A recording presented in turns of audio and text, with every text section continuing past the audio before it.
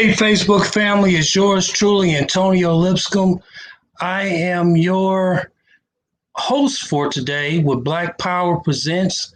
And certainly we have some guests that was coming on the show, but we do not see them as we speak. So we're going to go ahead and forge ahead with what we have available to you.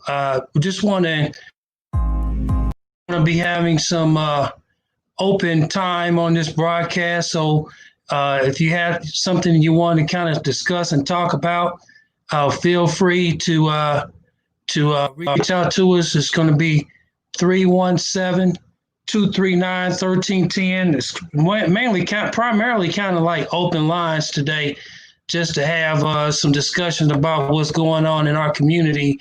One of the things that I am very intrigued with, and I'm actually trying to do some technical things as I'm talking to you guys. But one thing that I'm actually really intrigued with, and that was the Governor Holcomb's address, and that was really, really kind of outstanding to me. And I really wanted to figure out how maybe I could play a part of this address to kind of see about what your thoughts were. I thought it was pretty powerful, and he was not shy about how he felt, and when it came to discrimination and whatnot that's taking place in our community. So I want to try to see if I can pull it up, and we can talk about it. If not, I'll do my best to see what we can do to kind of open up the discussion about it. But one of the things he was saying, there's a new position that he's going to have come on board as it relates to discrimination in Indianapolis. And I think all throughout history of this great state, one of the main challenges that we have plaguing Indianapolis is the racism and discrimination piece. A lot of times people talk about Indianapolis, we talk about the Colts, we talk about the Pacers, we talk about with the baseball team, which I don't think is as popular as the other sports. But right around the corner of that conversation is the fact that Indianapolis, particularly Indiana, struggles with the KKK being one of the main home places for the KKK, the Klan. And so with that in mind, I just like to take, some calls, and maybe we can just have an open dialogue, open conversation about Indianapolis. Do you think things are getting better? Do you think things are getting worse? If you think they're worse, then what way do you see that they are worse? I'm adding Dr. Dorothy Herring onto this conversation, and we're just opening up the conversation initially talking about racism and discrimination. Now, one thing I was encouraged to hear was when Governor Holcomb began to talk about this inclusion of Indiana and the way that it has been going about its business. And there's a new position, and I'm not prepared to talk about that position. Maybe I'll talk about that position next week, that the governor is trying to establish through his cabinet, so that when people feel discriminated against, there's a particular office that he's looking to try to establish as far as a particular position that you can get straight to the governor to talk about issues that that are discriminative. And I thought that was a great move for the governor. I do think that one of the questionable things that he would have to be willing to talk about would be how that situation is unfolding, as well as looking at how even with this new position, how will that unfold when it comes to discrimination? Because sometimes people get these positions that the governor may point, but then they're bought out. I got Larry this on line 3. I'm gonna go ahead and let him say what he needs to say, and then I'm gonna hear from our guest that's come on, Dr. Dorothy Herring, which I consider her to be a godmom of mine. But let's see what Larry has to say real quick. Go ahead, Larry. Hi, Antonio. Governor Hogan's doing nothing but pander. He knows what him and the Republicans have done over the last 20 years. One thing, property tax cap. Now, most people don't understand that, but as of 2020, corporations can come in this territory in the state of Indiana and work and exploit the population, pay no taxes or anything else. Why? Because when Mitch Daniels was governor and Hogan was one of his assistants, they amended our Constitution. They destroyed our Constitution. They destroyed our schools. That's why you can't go back. The kids can't go back to school now because there's no money for them to do it. And how they're forcing our kids to sit home and watch porn all day on these new machines that they're going to give. They're going to spend $69 million on new computers for a child to sit at home in a house most of the time with no electricity and no water in it. And think he's going to go to the computer and learn something. And even the ones that do have electric, they're going to have pop-ups coming in, pornography, pop-ups, push this button, come to the pornography site. That's what they're going to do. Governor Hogan knows this. He knows he's a deceitful liar, and he needs to be rebuked. And Woody Myers is nothing more than a slug itself. So I don't know who I'm going to vote for, but as an independent, I'm going to vote for him because they have really destroyed this state, and they're going to pay for their crimes against humanity that they're trying to pull off this COVID for us. They are destroying people, and you know what? In another couple of months or so, there's going to be so many homeless people. There's going to be so many people that lose their houses because of property tax caps, which keep on going up because we keep approving referendums. We approved the referendum for the red line. No one is riding those buses whatsoever. So Governor Hogan, all he's coming here like Joe Biden went to have Cardi B interview him. Nothing but somebody that's telling our girls to go and prostitute themselves, our young girls, and they agree with all that. So Governor Hogan, I don't know where he's setting that down, but he's destroyed. He hates colored people. He really hates them. That's why he's destroying them. And the policies of Republicans over the last 20, 30 years, I've been watching them. They're destructive and crimes against humanity. Same thing with the daggone Democrats. Same thing. Bill Crawford, we got in there, showed his behind. Look at Chin. Look at the CHINS program. That's why all our kids are being diagnosed with dope addict diseases so they can sell dope. He's nothing but a dope pusher. And I knew Bill. I had conversations with him about that and about when they were destroying the common school system for black kids. And he laughed and said, well, hey, the mothers are going to go because if they can go their own free will, ain't nothing we can do about it. So they go and get into these situations. Most of them are being created by colored people who are exploiting and sending our kids downtown to turn tricks during the day when they're supposed to be in school. So I just like Governor Hogan to explain what other things we're going to have after this phony COVID gets discovered and after people lose their home one right after another. I know the guy that came on before you, he talked about the evaluation of property in the black community. Well, this is that on steroids. And Governor Hogan, he knows what's going on, but he's a dirty, he's a false man lying. He comes on to people only to get elected. So people need to start thinking about another thing. One more thing, Antonio. Just look at all the frozen assets we have tied up and all these big gondola churches that you can't even go into now. Our money in the black community are more wiser because this generational wealth that is poured into these big gondola frozen assets that don't do nothing but collect money for the white man could have been spent on farmland, could have been spent on trade schools for ourselves rather than building three big old giant churches with nobody sitting up in them. So it's just stupid. And the churches have really let us down. We're over church really. And what they've done is they've resorted to turning to 501c3. And you know what? They can be foreclosed on at any time. because they have taken the money from the federal government. So I just like to say, colored people, you better wise up and see what Martin Luther King and his tribe done to us. They destroyed us, and they just destroyed us. I mean, they destroyed us completely, and nobody can dispute that right now.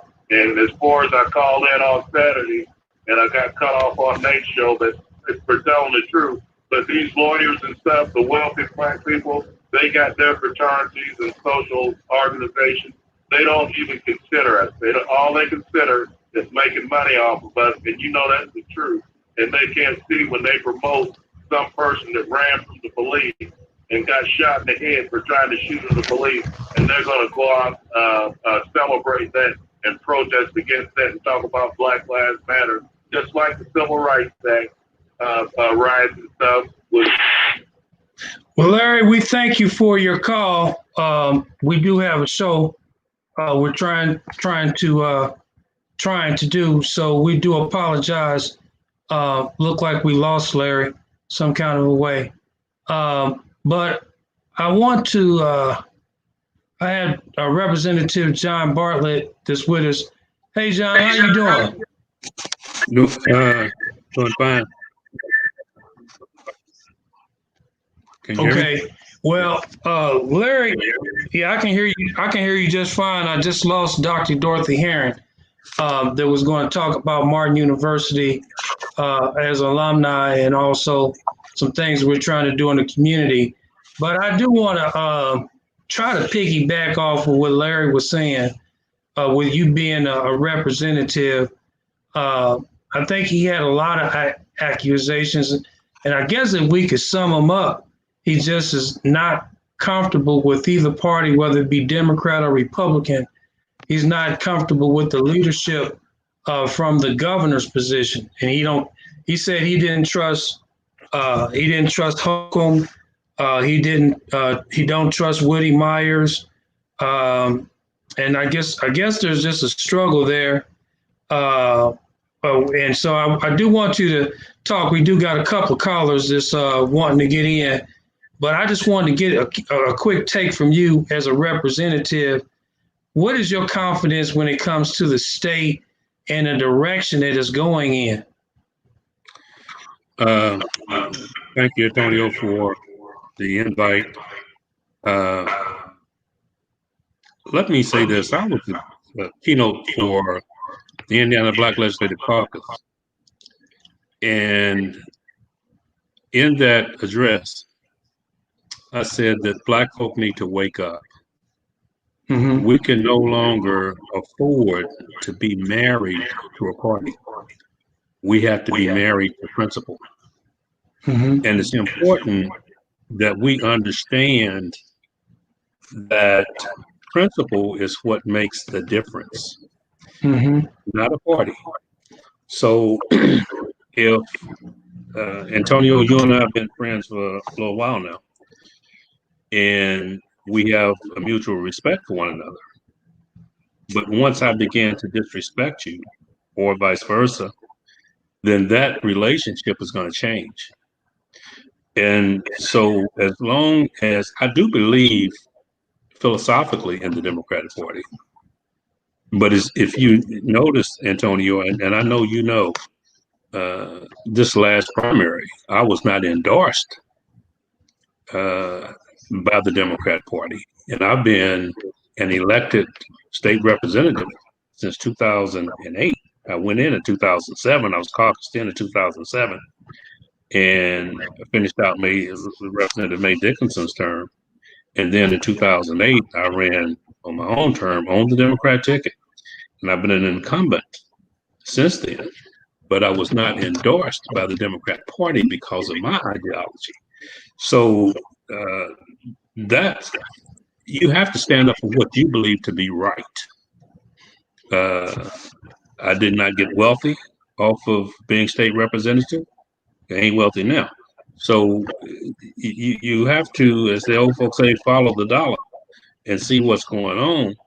But as far as Governor Holcomb is concerned, I think the Black Caucus met with him once, and we went back to meet with him again. And the concerns that we gave to him on the first go around, he was not able to address them 4 or 5 weeks later, which really said to me, the Black Caucus doesn't matter.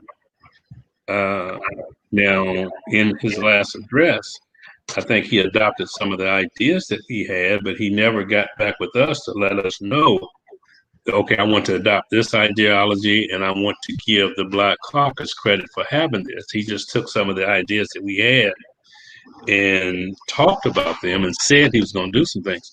Now, whether he will or not, I don't know. But then not only in state government, but in local government, okay?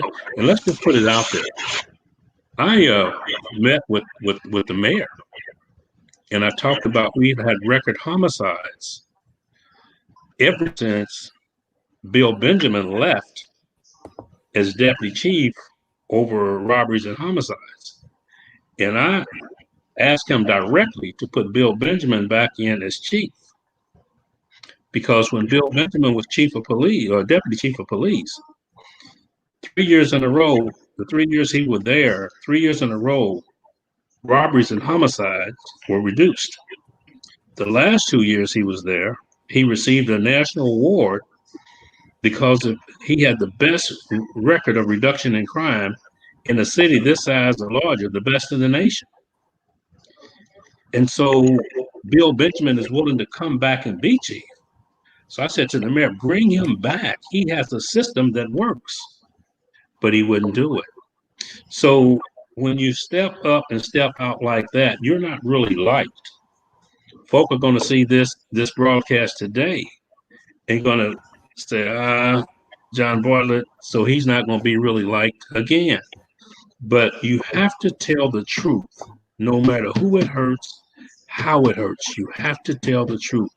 And my district runs from 38th Street up to 65th Street, from the center line of Emerson all the way east to County Line Road.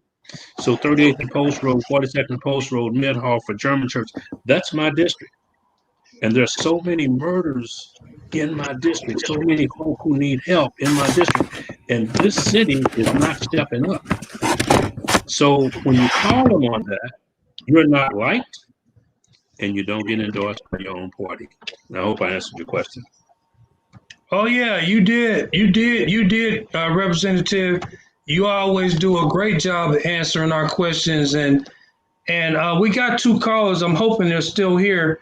Let's go ahead and get a caller in, so maybe you can chime in on this conversation. Go ahead, caller. Hello. Hello. Yes, I do. Yes, I do everything with justice. And to me, the governor, to me, is election time. So, of course, he's going to try to say getting up to the Black community. So, I just never trusted him. I don't trust the mayor either. To me, they haven't done anything for us in the city of Indianapolis. Like the caller was saying before, you were saying that, Antonio, this is a KKK state. I see a lot of racists still going around, like in Fisher, downtown, certain places, and I'm just very unhappy with this city, and I just don't see a change. To me, we need to do better, and I think we need to elect people that are going to help us. We put these people out, they don't do nothing to help us. I feel like sometimes, what are we voting for them for? But I'm still going to vote, but it's just not going to be for them. And that's all I have. Well, thank you, caller. We appreciate your comments. Now, I do have Dr. Dorothy Herron here. Dr. Dorothy Herron, before we take your talk to you, because the governor did mention Martin University in his address. And so she's the president of the alumni of Martin University. And I'm going to try to play a little bit of a clip of Governor Holcomb and his address. And then I want, for those that are listening, if you want to get involved, the only thing you got to do is call in. This is your radio broadcast. We want this to be something that you're doing for yourself, to speak out and have a voice. And we don't know who's listening, but we hoping everyone that has some level of substance. We got this on Facebook. We got this on YouTube that's playing right now. And, this is a call out for help, a distress call out for help. We have Randall that also comment. Go ahead, Randall, and then we're going to ask Dr. Dorothy to come on. Hello, can you hear me? Yeah, I can hear you, Randall. Go ahead. Yeah, I'm listening to the people. The problem is in the city, we have old, outdated information like from Larry, and I can understand why they're going to get rid of your guest right there, because these situations that we have, we need to update our information. The last lady, we can't no longer keep begging. If you can't do for yourself, what makes you think somebody's going to do for you? Nat Town, as I say, needs to wake up and get some fresh new ideas. We want the Benjamin to come in like he's the Messiah. We just can't keep doing this. There's other people in the city besides Black people. Black people is not the only one committing crimes, selling dope. This city is versatile. Benjamin, like I said, he does his thing. It's time for him to move on. That's why the people don't want to hear the old ideas. Like I said, Benjamin is not the Messiah. We need good update ideas, and that's why we have to get rid of these old ideas, the old thoughts, and give it the program. And please, I wish Black people in the city quit saying white folks. And the misnomer that the white Klansmen run this city, that's a lie. Go to Tom Brown. He'll tell you who really runs this city. Thank you. Well, thank you, caller, for your comments. I got Dr. Dorothy Herron that's with us, and I want her to give a response. I know that you've been working hard with, and I see you have your Martin University shirt on there as the alumni, proud graduate from Martin University. And I want you to go ahead, Dr. Dorothy Herron, and just talk about what you do as it relates to Martin and what you hope to see as it relates to, we're coming out of the pandemic and we want Martin to succeed.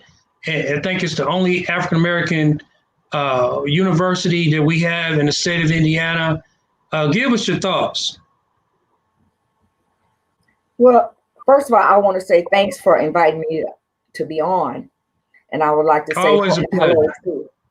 Can you hear me? Oh, yeah, we can hear you. Go ahead. Okay. Yes, you're fine. And I like to comment on what Representative Bartlett said about, bringing Benjamin, back. And, things do get old, but caring and loving one another and loving our community, we don't want that to get old. We want that to grow. And number one, Martin University, only Black university in the state of Indiana, started by a Black priest. And his idea was to embrace the community, to make education available to all, not just some who passed the test. And, just learning here today, and we already know a lot of folks go to college and they never get to take a test. They just go to college. And, like our president, he went to college and he paid somebody to take his test. That's been going on. Father Harton embraced the community, said, come to Martin University. This is where we're going to meet up at. This is where we're going to learn at. And this is where we're going to go out and serve from. My job at that university is to take Martin University to the community and bring the community to the university. Y'all, we have a platform at that university where we can help solve a lot of these issues. But number one, we got to come to the university. We got to come there and support the university, and we got to support each other. John Bartlett, Antonio, and myself, we are out here. We are available. We tell people to call us. How can we help? We want to hear your ideas. We want to move forward, but we also need the folks that's been around to also help us, to guide us and direct us. We can't get rid of our soldiers. We just need them to help us to create new soldiers. It's plenty to do. It's getting better.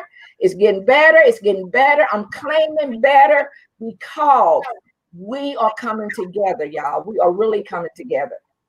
Well, God bless you. And I think that your optimism is so important in this day and time. I'm going to try to play a clip as we have the caller. Please just hold on, caller. We just want to play a clip real quick of the governor and his address.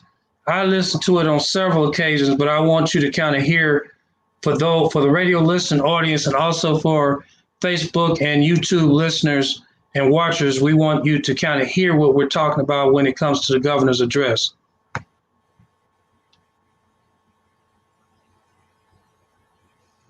Among them life, liberty, and the pursuit of happiness. And yet it's just a fact. The concept wasn't put into practice even before the ink was dry. Quite the contrary. Laws were established that classified African Americans as property and prevented women from voting. There's nothing equal about that. That's why some 100 years later, our nation fought a civil war, American against American, to determine if one state could decide whether it was legal to own another person. More than 24,000 Hoosiers died.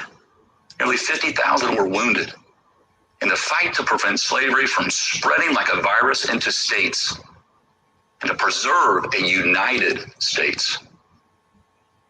Thankfully, the Union perspective, our side, our state, our founding written principles prevailed. But that hardly leveled the playing field, even here, for years to come. Over the ensuing decades, anti-slavery states like Indiana still attracted those who thought their birthright gave them the right to carry out heinous acts of violence against those who didn't look or pray the way they did. Lynching and burning down houses of worship were their means of sending messages of how it would be.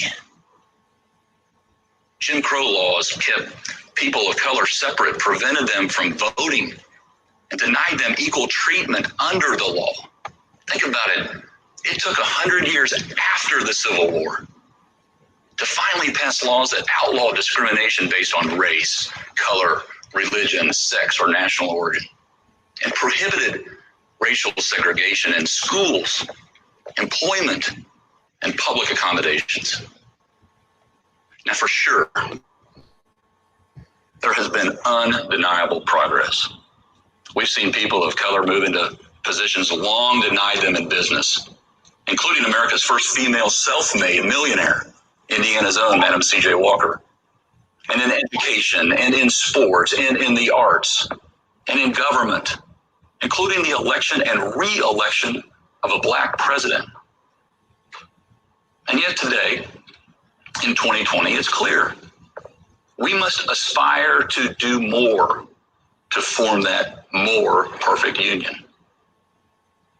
The coronavirus has underscored stubborn racial disparities that are still with us, fueled by decades of unequal opportunity and structural barriers like job discrimination and access to good education and healthcare.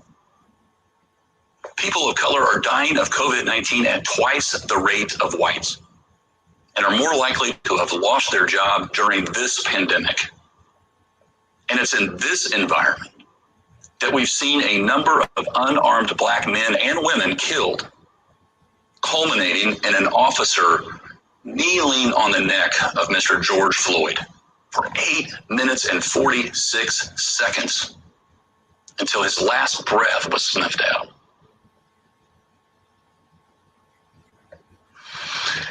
I admit I can't put myself in a Black person's shoes. I can't fully appreciate the everyday indignities and slights our friends and associates have had to deal with, let alone the fear of some things I've never had to think about for a second. So I've spent considerable time since Mr. Floyd's death connecting with and listening to Black leaders and stakeholders. One conversation leading to the next and to the next and to the next. I've talked with and listened to mom and pop business owners, college presidents, law enforcement, corporate executives, church leaders, and everyday citizens rural, urban, and suburban. Many have shared what's on their hearts and minds, and I've tried to do the exact same. One theme I heard over and over again was the importance of getting to root causes of inequities and not just reacting to the symptoms. Several people conveyed the sense that over our country's long history, inequity and exclusion have actually been ingrained in many of our institutions, systems, and structures, often unknowingly. And while we have made progress, and we haven't rooted it out fast enough. Gaps persist, and some are widening. Another thing I heard is to think about the big picture.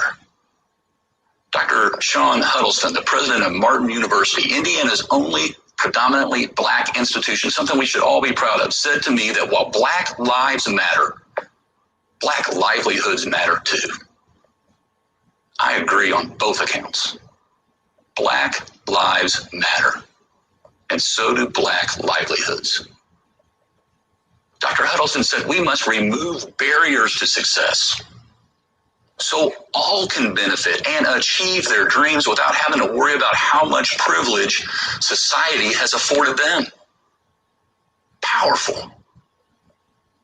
Another theme I heard is best captured by what Martin Luther King called, quote, the fierce urgency of now. That we need to use this moment as an opportunity to forge a new, more inclusive future. We cannot lose this opportunity to act constructively.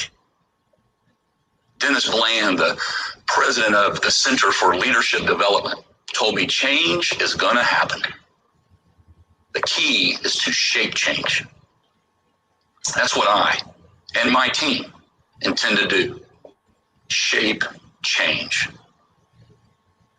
2 months ago, I began work to make sure our own house was in order and to address disparities and inequities in your state government.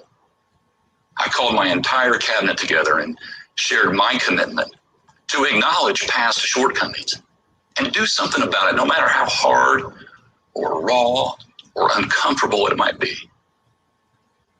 We formed an executive branch task force and charged them with identifying gaps in state government and providing recommendations to address them. And so for my first action, I'm creating a new position, Indiana's first ever Chief Equity, Inclusion, and Opportunity Officer. Okay, I just wanted to play that clip because I listened to this address over and over and over again to really see if this would be a solution. I mean, Representative Bartlett, you heard him say that his passion is to see how, with his cabinet, with his executive team, how they can root out this ideal of racism and discrimination that's been practiced in our community. And he did mention how some of these gaps are widening. And so, and then he said that he has a new position that is actually he's going to appoint.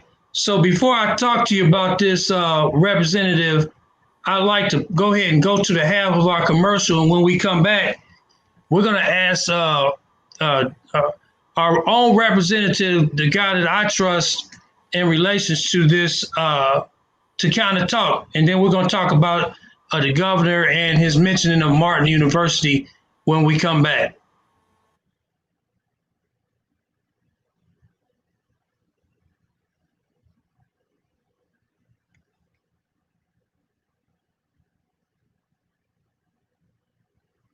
Our commercial should be playing as we speak.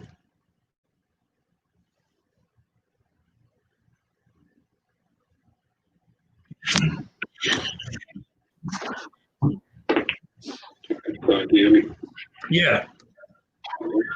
The commercial is playing now, right? Yep. Okay. Wonderful. Yes, sir. Antonio, I do need to address that brother that called in. about Bill Benjamin. I do need to address that piece. I'm gonna do as you asked and address the governor's Okay, I'm gonna piece. send it right back. But I do need to come back and clean that up too. Okay. And I'm going to play your intro. Right now. Intro's playing. Mm-hmm.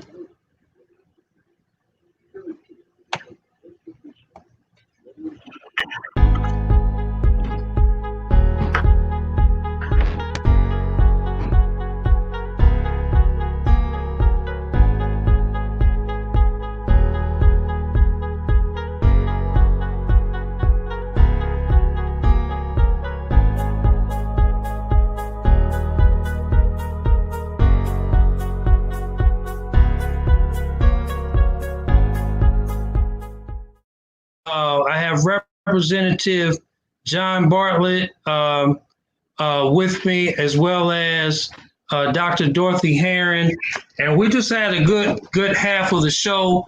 I'm going to throw this back into the hands of our representative to kind of address some of what the callers were saying.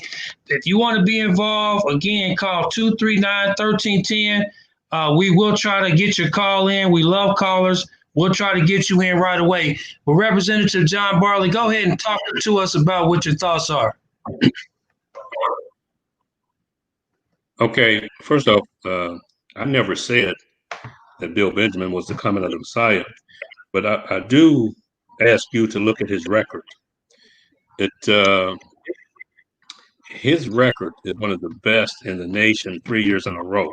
So we don't need to downplay our own folk.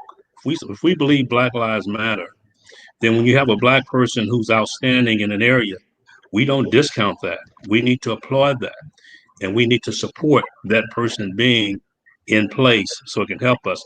My district, murders in my district are very high, and anything that I can do to reduce that number, because the age is getting lower and lower and lower. So if we can do something to reduce that count of murders in this city, and the last 6 years in a row in Marion County, we've had record murders. So if I can do something, say something, and make something happen, that's going to turn that corner and start bringing that number down rather than keeping it going up every year, I'm for it. I'm willing to try it. And I think all of us should be willing to try it. Bill Benjamin has a system that works. It's not Bill Benjamin, it's the system he developed. No, he's not the coming of the Messiah. And I think he would tell you the same thing. But he loves this city, he loves this county, and he's willing to put his life on the line to make things work. Okay, and I just wanted to address that. The second piece is with the governor. The governor's address was right on point. If he follows through, it's a great thing. The second piece is, I would say to the governor, let the Black folk be included in the selection of that person that you put in place, because a lot of times, Black folk will get in with other folk, and they get whiter than the white folk. So we have to understand that we need someone who's going to be there that would say, no, Mr. Governor, this is not best for our people. Not just nod your head and let the dog in the window. If you're not going to make a difference, why be at the table? Thank you. Well, that's an excellent thought, and I do agree with that. I have another caller on the line. Yeah, go ahead, caller. What's your comments? Yes, my comment is, hi, my name is Dietrich. I'm from Indianapolis. Hey, Dietrich, how you doing? I'm Miss Dorothy. Don't try to tell nobody that Miss Dorothy is one of my mentors. Don't try to do that. But Eric Holcomb, I'm just gonna be honest. He knows the TV screens are watching. The smirk that he has on his face kind of does something to my flesh. And also, you guys talking about, I'm gonna try to get around to the, let me get to that. the discrimination and racism. I experienced that at Ivy Tech. Those older Caucasian women in the learning lab, they don't want to help. They don't want to help you. They don't want to do their job. You know, they want to give you that look. Walking downtown, you have the IPD lighting in. And they, before they drive past, they like just about to break their neck, like they just want to stop. And I'm clean. But my thing is, before I was online waiting, I just thought about it. I said, Dietrich, you're brown skinned. You're more browner than most brown people. So that gives off a stereotype that being of color or criminal. Okay. Well, thank you. Well, I'm not, well, I guess I am done. All right, thank you. Well, thank you for your call. I think that what he was basically getting at is that he doesn't really have confidence in the governor, and also he's experienced some discrimination in the college and colleges. Dr. Dorothy Herron, I'd like for you to talk about Martin and how Martin is fair-wearing with discrimination when it comes to Black people. Well, Martin University, one of the things that Father Hardin said was Martin is a healing place, and the help and the support is bigger than education. It's bigger than just higher education. Martin have folks there that have been in the struggle. They understand the struggle, and they're not scared to be in the room with you. A lot of those little white people, you can't blame them, but they've been told to be afraid of us. So at Martin, we're not afraid. We embrace our students. And you got a school, come to Martin University. You'll get at Martin where you will not be able to get anywhere else in the world. It's the university of universities, and there's a lot of love there. I'm there. And that's what we require. We require our people to love our students, our staff. They've got to love you all, or they'll be looking for other jobs.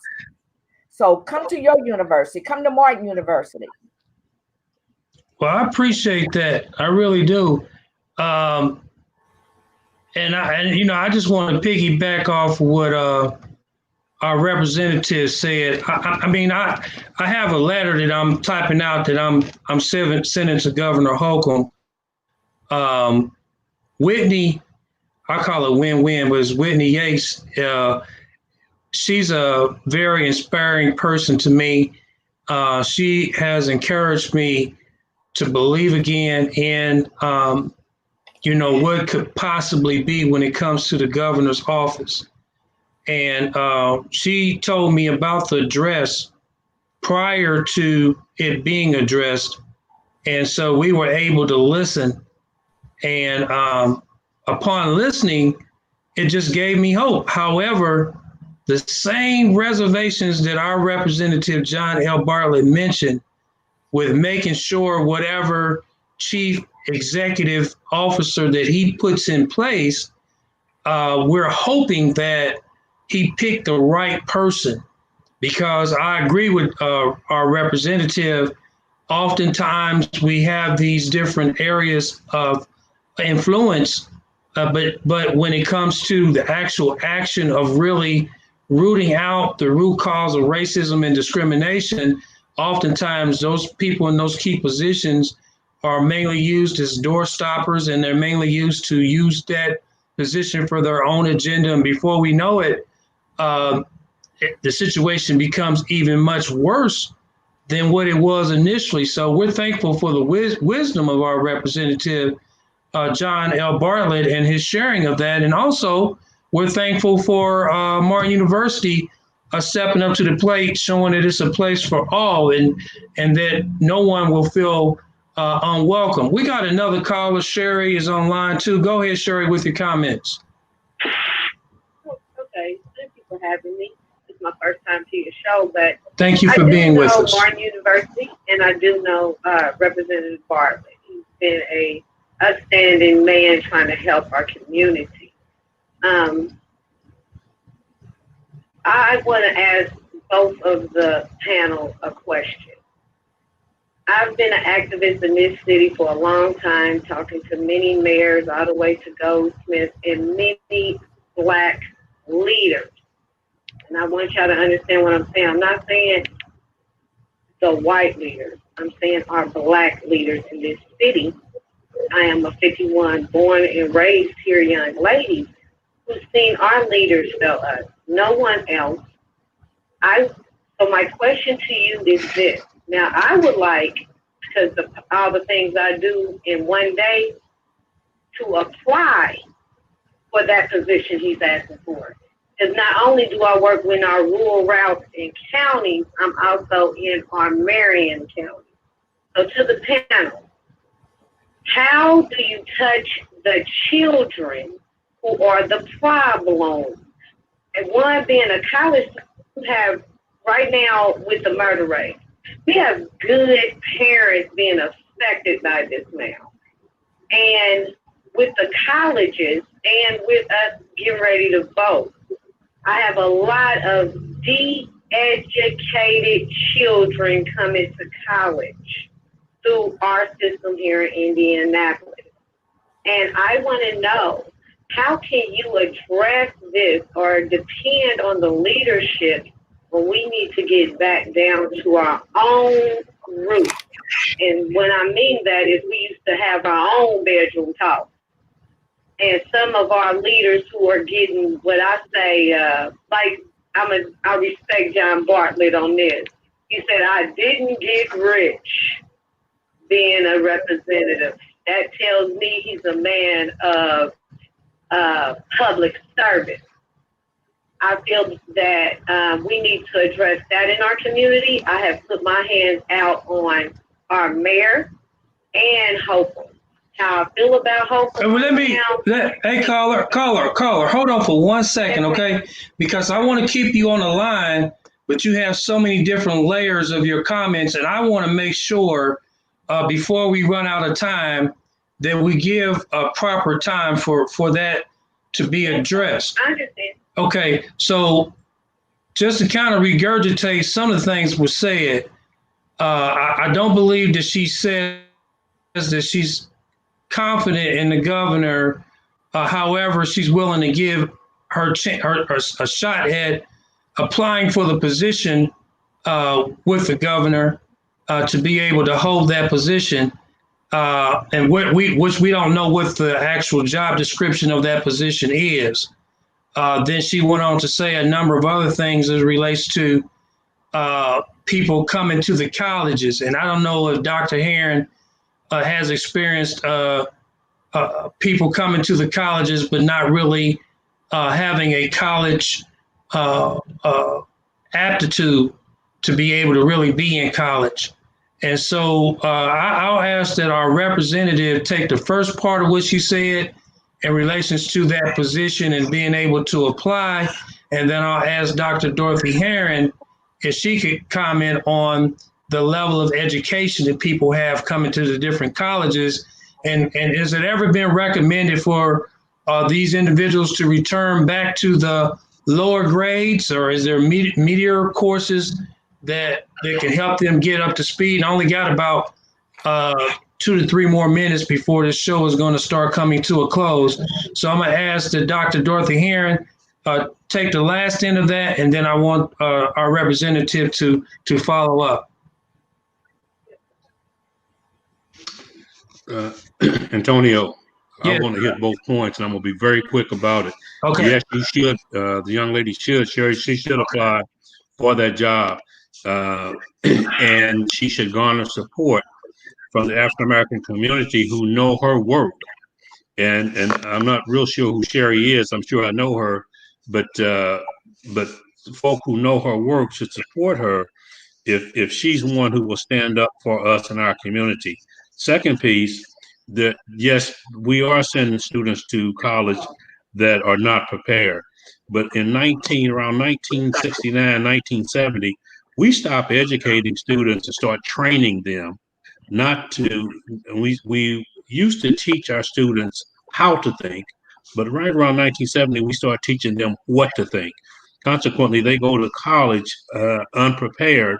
So Martin University really takes that on because it dealt with adult learners. But we also came together and started a school called Him by Her, Help Improve Mankind by Healing Every Race, so that we could begin K-2 educating our babies and start getting them prepared. It's a Him by Her Collegiate School for the Arts, so that our children can grow up and learn how to do so many things. We're going to put shop back into the school. We're going to have our school, which is right around the corner from Martin University. One day, we will be a feeder school for Martin University. You can start K through 16 and never leave out of Brightwood. Dr. Dorothy Aaron. Martin, we have a class, it's called Intro to Higher Education. I was 50 when I started Martin University. I was in my 50s, and I had been out of school for so long, but the assessment test let the school know where I was. And everybody that comes in take an assessment test, and then you're put into classes, and you have tutors, you have caring teachers that get you where you need to be. And we need not worry about if we're not prepared when we go to school. One of the things that Michelle Obama said, you know, her counselor told her she wasn't Princeton material. She said those folks at Princeton, in so many words, was dumb as doorknobs. You know, y'all, we can't keep putting ourselves down. We know what we know, and we helped build this country. And most of us who was doing that, we did not even know how to read. So we just got to embrace folks. We got talents and we got gifts that sometimes you don't never have to read. But Martin University will help and meet you where you are and go forward. We need our community to come there and see what we're doing. And I'm a Martin University alumni. Hallelujah. Wow. So I want to say to my radio listening audience, we do appreciate all your calls and all your support. And we're going to ask that this dialogue just continue. I really appreciate our representatives, John L. Bartlett. I consider him a personal friend and mentor of mine. That when we asked to call on him, he's there, as well as Dr. Dorothy Heron. Now, caller, as we conclude this show, I would like to tell you, feel free to send me an email of your resume. Would you be willing to do that? Is the caller still there? Well, hopefully she's still listening. Send me your resume. It'll be at Antonio@mccindiana.org. Antonio is Antonio @mccindiana.org. Antonio@mccindiana.org. I want to say this in our conclusion because I know we're wrapping up. We only got a couple of more minutes left. But I want to say that Representative John L. Bartlett, we do need your support. We need to pull all of these different resources that we have. You know, I'm the only African-American in the state of Indiana who has a nationally accredited school for the skilled trades. And I'm looking to work with Him by Her Academy. We're negotiating. We're trying to come inside the building so that we can be a full apprenticeship for carpentry in that location. And with Martin University, we want to be able to feed these students over to becoming entrepreneurs in the field of construction, as well as earning associates and business degrees. I think that, of course, we can continue to look for opportunities for everyone else to help us. But the bottom line is, if we don't bind together and do exactly what we're doing on this show, is communicating with one another and putting each other up. Because as we conclude this show, one of the struggles we have is people trying to talk about individuals who are doing excellent work. Bill Benjamin record speaks for itself. No matter what you think about him, he's a man of integrity that got the job done. So people who are getting the job done like Dr. Dorothy Heron fighting for our community out here, recruiting people, getting people registered to vote. Representative John Bartlett, who's out here putting in countless numbers of hours that people may not even be aware of, volunteering with no income to support that. We need to be able to praise those who are doing the work and build them up. Well, this is about the end of my broadcast, and I want to thank you for listening. You tune into Black Power Presents. You all have a wonderful, wonderful week. God bless. Make sure you vote. Thank you, Antonio. Thank you. We appreciate you.